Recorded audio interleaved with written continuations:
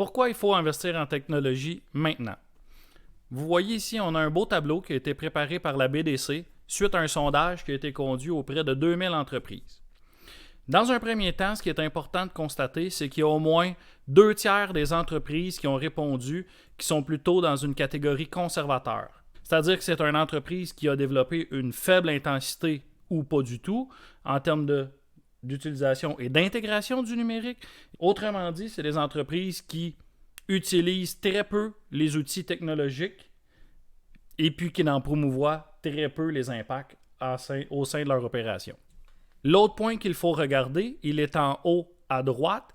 Les entreprises qui sont classées dans le carré avancé, c'est des entreprises qui adoptent beaucoup le numérique au sein de leur opération et qui ont développé une forte culture numérique. Les résultats du sondage démontrent aussi que les 19% d'entreprises qui sont dans le carré avancé présentent une croissance supérieure ou une croissance beaucoup plus importante de leur chiffre d'affaires que les entreprises qui sont dans la catégorie conservateur, qui eux ont plutôt vu leur chiffre d'affaires stagner ou peut-être même diminuer en 2021.